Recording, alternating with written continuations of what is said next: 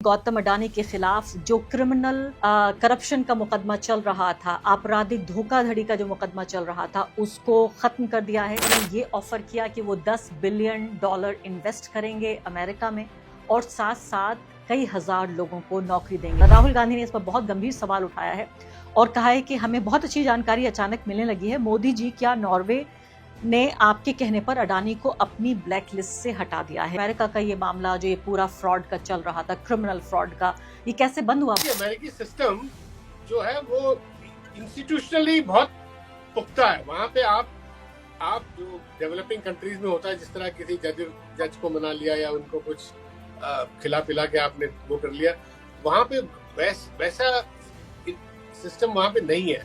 Law है America में, foreign corrupt practices act. Donald Trump ने आने के बाद क्या करा, उन्होंने जो लॉ था उसी को बदल दिया। अडानी ग्रुप को इस बात का जरूर फायदा हुआ है। सरकारी अधिकारियों को $265 मिलियन की रिश्वत देने की योजना बनाई थी। ये रिश्वत तो भारत में दी गई थी, तो ये मुकदमा अमेरिका में क्यों चल रहा था? इसका जवाब ये है कि अडानी साहब के पास एक अमेरिकी कंपनी पार्टनर के तौर पे था। मान लीजिए पार्टनर कोई अमेरिकी पार्टनर नहीं होता। ऐसे तो हिंदुस्तान में कई केसेस चलते हैं जो लोकल कंपनी जाके घूस देती है, पकड़ी भी जाती है, उससे अमेरिका को कोई लेना देना नहीं है।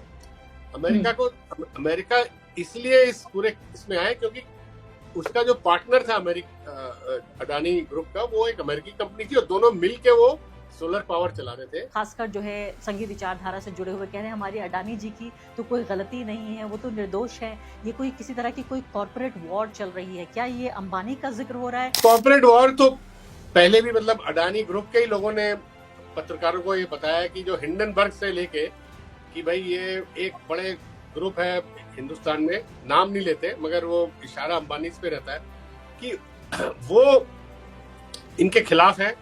अंबानी भी अपने आप को बहुत एक लीडिंग इंडस्ट्रियल ग्रुप मानते हैं। मगर अब क्या हो रहा है, अब अडानी भी इस डील के बाद अब वो यूएस में जाके अंबानी से यूएस में भी कम्पीट करेंगे और कर सकते हैं। नमस्कार, द वायर में आपका स्वागत है। मैं हूं आरफा खानम शेरवानी। अभी कुछ ही घंटों पहले मैंने और द वायर के फाउंडिंग एडिटर MK वेणु, हम दोनों ने आपके सामने आकर यहां एक खबर आपके सामने पेश की थी जो हिंदुस्तान के तमाम अखबारों और टेलीविजन चैनल से गायब थी।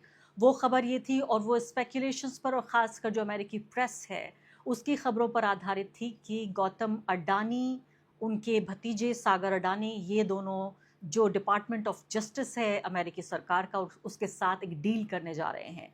और कई सारे अमेरिकी जो अखबार हैं वो ये कह रहे हैं कि डील नहीं बल्कि इसको घूस कहा जाएगा।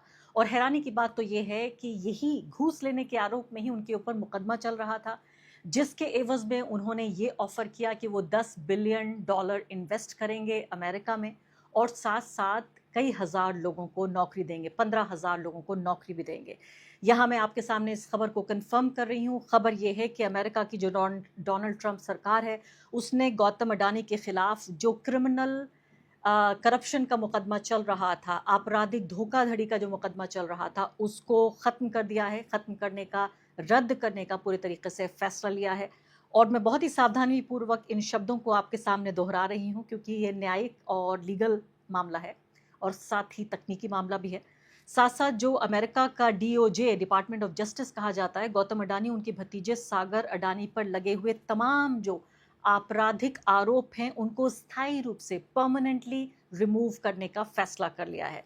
न्यूयॉर्क में ये मुकदमा चल रहा था, सिक्योरिटीज और वायर फ्रॉड का हाई प्रोफाइल केस था जिसको पूरी अमेरिकन प्रेस रिपोर्ट कर रही थी। सिर्फ भारतीय मीडिया में उसकी रिपोर्टिंग नहीं हो रही थी, और हो भी रही थी तो इस तरह से कि एक तरह से आरोप लगाया जा रहा था अमेरिका के ऊपर। साथ ही जो वकील हैं उन्होंने ये कहा है कि आरोपों को अदालत में वो साबित नहीं कर पाए। आप जानते हैं इससे पहले पिछले कार्यक्रम में, इस कार्यक्रम में आपको ये भी बताया गया था कि डोनाल्ड ट्रंप के नज़दीकी एक वकील को हायर किया गया और उसके बाद पूरा खेल पूरे तरीके से बदल दिया गया। यहाँ पर कई तरह के सवाल भी उठ रहे हैं, लेकिन पिछले कुछ दिनों में अडानी समूह से जुड़े अमेरिका के कई कानूनी और जो रेगुलेशन के जांच के मामले हैं वो भी बंद हो गए हैं। न्यूयॉर्क टाइम्स की रिपोर्ट के मुताबिक अडानी के वकील रॉबर्ट जूनियर ने यह कहा था कि केसों की वजह से अडानी अमेरिका में $10 अरब का निवेश नहीं कर पा रहे थे और अब केस के बाद, ये खत्म होने के बाद, ये निवेश वो कर पाएंगे। इसके अलावा अडानी से जुड़ी एक और महत्वपूर्ण खबर है जो कि राहुल गांधी ने उठाई है। प्रधानमंत्री नरेंद्र मोदी के नॉर्वे के दौरे से जुड़ी हुई खबर। ऐसा लगता है कि कभी कभी एक ऐसे यूनिवर्स, एक ऐसी दुनिया में हम जी रहे हैं जो पूरे तरीके से अडानी अंबानी केंद्रित है। दूसरी खबर सुनिए आप, प्रधानमंत्री जी नॉर्वे में हैं और वहाँ पर नॉर्वे में थे और फरवरी 2026 में नॉर्वे के 1.2 ट्रिलियन डॉलर के सरकारी पेंशन फंड ने अडानी ग्रीन एनर्जी को अपनी निवेश सूची से बाहर कर दिया था। फंड ने ये कहा था कि कंपनी जो है वो कथित रूप से वित्तीय अपराधों से जुड़ी हुई है, इसलिए उसको चिंता है और उसको इस लिस्ट से बाहर कर दिया था। राहुल गांधी ने इस पर बहुत गंभीर सवाल उठाया है और कहा है कि हमें बहुत अच्छी जानकारी अचानक मिलने लगी है। मोदी जी, क्या नॉर्वे ने आपके कहने पर अडानी को अपनी ब्लैक लिस्ट से हटा दिया है? यहाँ आलोचक ये भी आरोप लगा रहे हैं, क्या नरेंद्र मोदी जी के वहां दौरे का सबसे बड़ा उद्देश्य यही था कि अपने कारोबारी मित्र को उस ब्लैक लिस्ट से हटाया जाए, क्योंकि जो सौदे जिन पर दस्तखत हुए हमारे सामने आ रहे हैं और इतना छोटा मुल्क है नॉर्वे, उसके मुकाबले क्या मोदी जी 43 साल बाद जो कोई प्रधानमंत्री वहां गया है उसकी वजह क्या है? इन तमाम बेहद कॉम्प्लेक्स सवालों पर बातचीत करने के लिए एम के वेणु फिर एक बार मेरे साथ जुड़ गए हैं।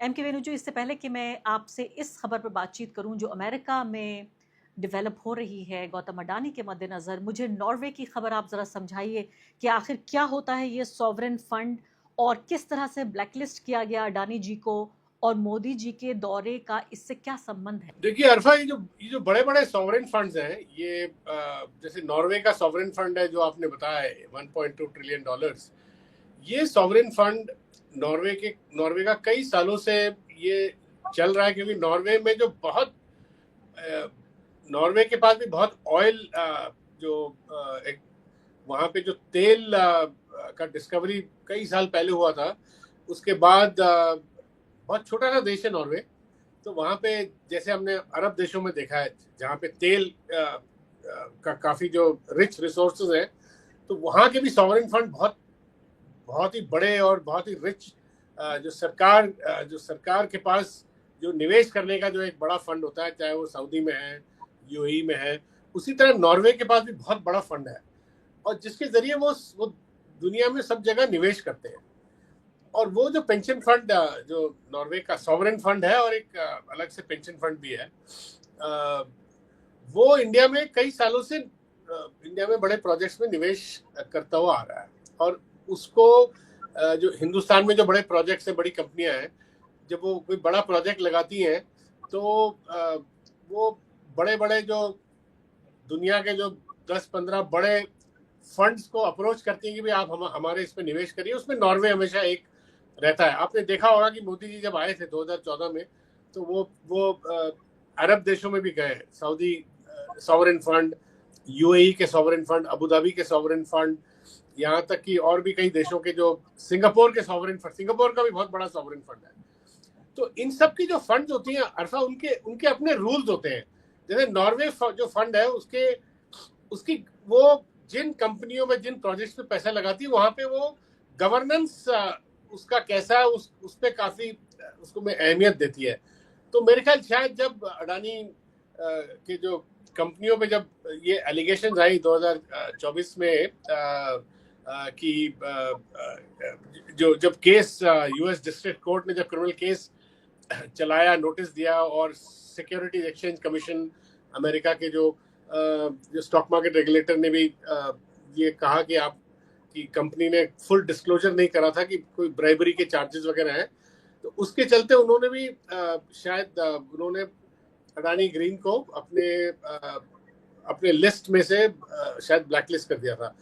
मगर अब क्या होगा कि अब क्योंकि अडानी ग्रुप ने उन्होंने यूएस कोर्ट, डिस्ट्रिक्ट कोर्ट में और सिक्योरिटीज एक्सचेंज कमीशन में उन्होंने सेटलमेंट कर लिया है, और ट्रम्प साहब ने भी ये ऐलान कर दिया है, यूएस एडमिनिस्ट्रेशन ने भी, कि अब अडानी $10 बिलियन का निवेश अमेरिका में, जो उनका पहले ही ऐलान था, जो कई साल पहले उन्होंने 3-4 साल पहले बोला था, तो वो अब वो $10 बिलियन अडानी अमेरिका में निवेश कर पाएंगे। तो शायद नॉर्वे का जो पेंशन फंड है वो भी अब अडानी ग्रीन को अपने ब्लैकलिस्ट से हटा दे, और ये भी हो सकता है कि वो जो $10 बिलियन जो अडानी यूएस में निवेश करने जा रहे हैं, देखिए ये $10 बिलियन अरफा, ये इनका अपना पैसा नहीं होगा, इसमें भी कम से कम 7-8 बिलियन ये मार्केट से उठाएंगे और बड़े बड़े सॉवरेन फंड से भी उठाया जाएगा। शायद उसमें जो नॉर्वे का फंड है उसमें भी शायद उस पर भी कंट्रीब्यूट करे। जी क्योंकि ये जो अरफा ये जो यूएस से जो डील हुआ है अडानी ग्रुप का, इसमें सबसे बड़ी उपलब्धि ये है कि जो पूरा जो डॉलर मार्केट है, जो दुनिया के जो डेट मार्केट जिसे कहते हैं, जो जहां आप पैसा उठाते हो, क्रेडिट, वो डोमिनेट करता है डॉलर मार्केट। अभी तक 2024 से अभी तक करीब 2.5-3 साल से जब अडानी के ऊपर जब चार्जेस लगी थी, उसके बाद ये जो बड़ा मार्केट अडानी ग्रुप के लिए बंद हो गया था।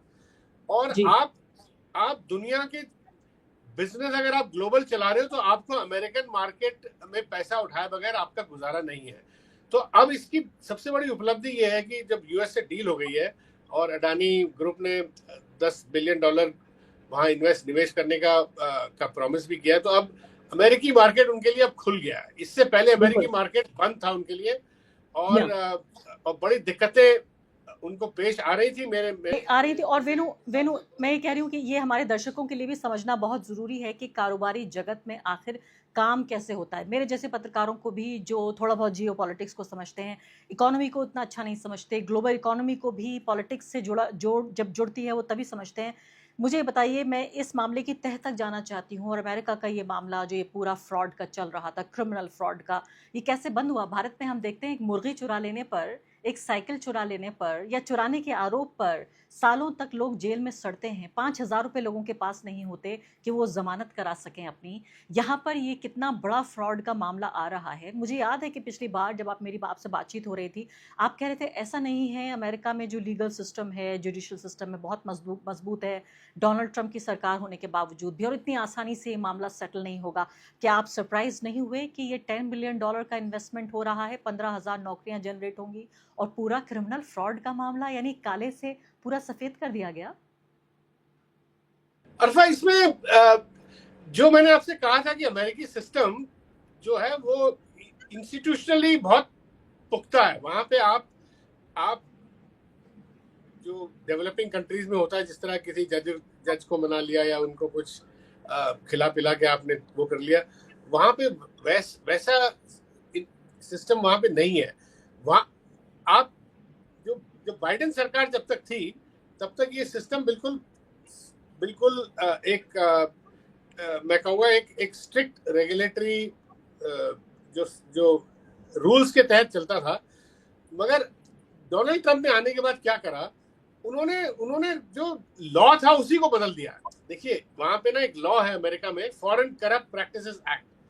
फॉरेन करप्ट प्रैक्टिसेस एक्ट के तहत ये समझना बहुत जरूरी है कि बड़ी बड़ी अमेरिकी कंपनी अगर दुनिया में जहां निवेश करती है, वो अगर कहीं पे ब्राइब करते हुए या घूस देते हुए पकड़ी गई बड़े कॉन्ट्रैक्ट लेने के लिए, तो उनको फॉरेन करप्ट प्रैक्टिसेस एक्ट के अंदर उनके खिलाफ क्रिमिनल प्रोसीडिंग्स होना शुरू होता है। तो यहाँ पे क्या हुआ, ये किस्सा जो है, जो अडानी ग्रुप का, ये 2024 का जो किस्सा है। और आपको याद होगा कि ट्रंप उस वक्त पूरी तरह पावर में आए नहीं थे। आने के बाद उन्होंने क्या करा, ये इस लॉ को ही डाइल्यूट कर दिया, फॉरेन करप्ट प्रैक्टिसेस एक्ट। अब ये अगर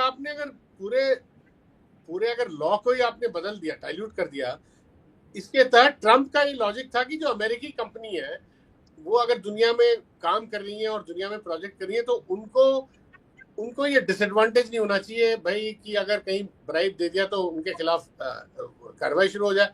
उनका ये रवैया था कि हम अमेरिकी कंपनी को प्रोटेक्ट करेंगे, चाहे वो कहीं ब्राइब देते पकड़े भी गए हो तो भी हम उनको प्रोटेक्ट करेंगे। ये ट्रंप का अंडर मागा, मेक अमेरिका ग्रेट अगेन, और अमेरिका में निवेश लाना और अमेरिकी कंपनी को बढ़ावा देने के उनके पॉलिसी के तहत उन्होंने इस फॉरेन करप्ट प्रैक्टिसेस एक्ट, इस लॉ को ही उन्होंने पूरा एक तरह से आप समझिए रद्द कर दिया।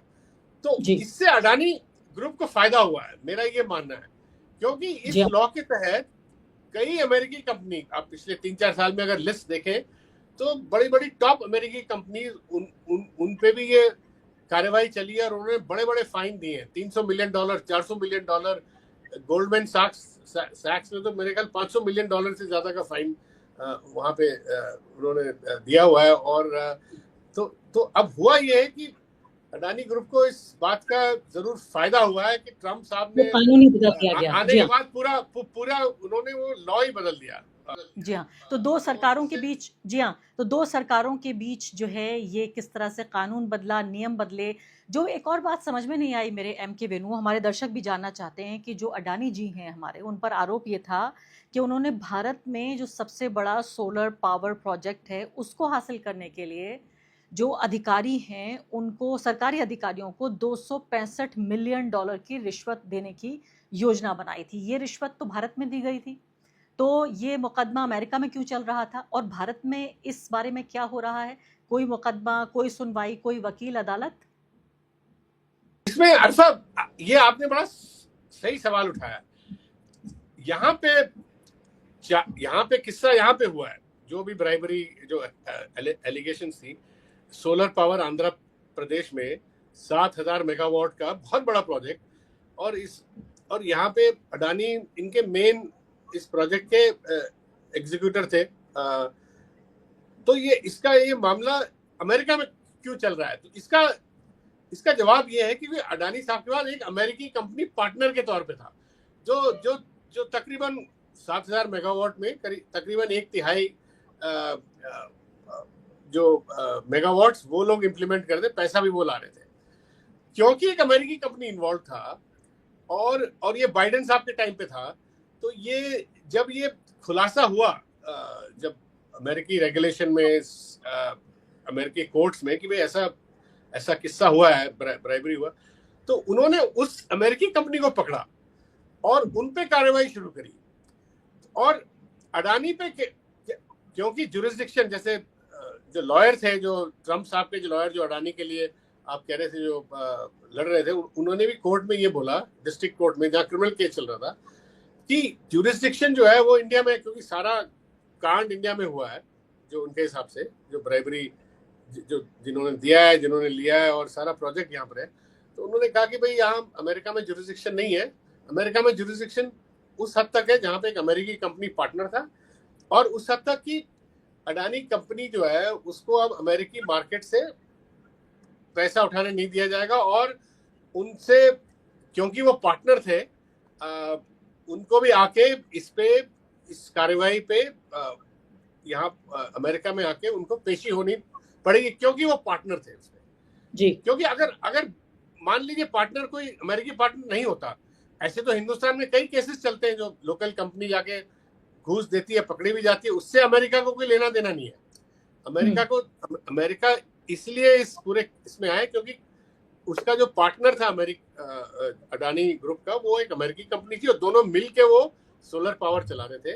तो उस कॉन्टेक्स्ट, और दूसरा, अडानी जी ने अमेरिकी मार्केट से पैसा उठाया। अगर कोई लोकल कंपनी इंडिया में जो अपने जो रुपये से अगर कुछ प्रोजेक्ट चलाते, वहां उसमें अमेरिका को लेना देनी नहीं है।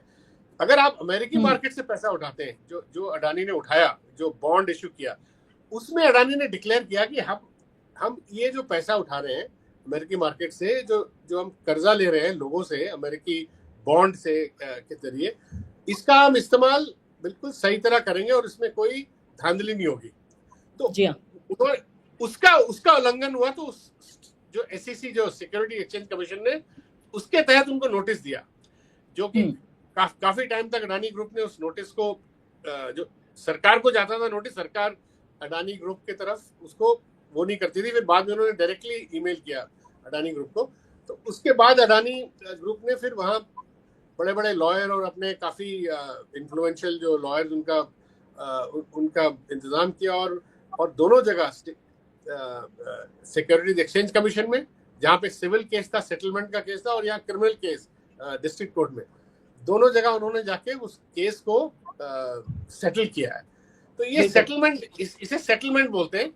और इसमें बहुत फाइन, हालांकि मेरे हिसाब से जो फाइन उन्होंने दिया $18 मिलियन, वो तकरीबन 150 करोड़ का फाइन है। उसमें कोई फाइन का तो कोई ज्यादा वेणु, अब आखिरी सवाल, बिल्कुल समय मेरे पास समाप्त हो रहा है, बिल्कुल आखिरी सवाल। योगेंद्र यादव ने सवाल ये उठाया है कि खबर ये नहीं है कि ये क्लीन चिट मिल गई है, खबर ये है कि भारत को, भारत की जनता को इसका क्या खामियाजा भुगतना पड़ेगा, ये जो डील अमेरिका में हुई है। तो मैं ये पहली बात तो समझना चाहती हूँ। दूसरी बड़ी बात ये भी कहा जा रहा है, जो सिंपथाइजर्स हैं उनके, खासकर जो है संघी विचारधारा से जुड़े हुए, कह रहे हैं हमारी अडानी जी की तो कोई गलती नहीं है, वो तो निर्दोष हैं, ये कोई किसी तरह की कोई कॉरपोरेट वॉर चल रही है। क्या ये अंबानी का जिक्र हो रहा है, जिनकी कॉरपोरेट वॉर के तहत अडानी जी को, उनको इस तरह के मुकदमों में फंसाया जाए? और दोनों सवालों के जवाब चाहती हूँ बेहद संक्षेप में।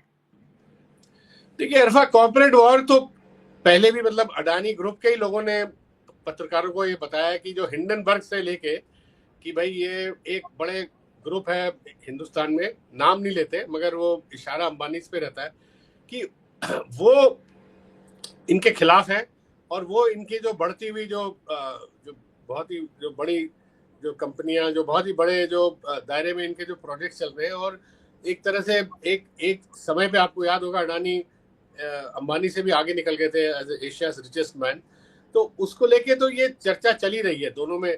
और दूसरा ये बात बिल्कुल ठीक है कि अडानी पिछले 10-12 साल में बहुत उनका पूरा जो ग्रुप का जो फैलाव है, जो और दुनिया में और प्रोजेक्ट्स जो हुए हैं, और वो सारे सरकारी फॉरेन पॉलिसी से भी जुड़े हुए हैं, चाहे आप श्रीलंका देख ले, हाइफा इजराइल देख ले, चाहे कीनिया में देख ले, बांग्लादेश में जो, तो उन सब चीजों को लेके भाई अंबानी भी अपने आप को बहुत एक लीडिंग इंडस्ट्रियल ग्रुप मानते हैं, तो वो वाला टेंशन तो उनका है। और अंबानी का आपको याद होगा ट्रम्प से काफी उनका अच्छा तालमेल था। पीछे कुछ ही महीने पहले ट्रम्प ने ये स्टेटमेंट दिया था कि अंबानी से मुलाकात हुई, मुकेश अंबानी से, और बहुत बड़ा एक फिगर दिया, $300 बिलियन का निवेश इंडिया में होने वाला है। तो उसके बाद अंबानी की तरफ से कोई उसका क्लैरिफिकेशन नहीं आया।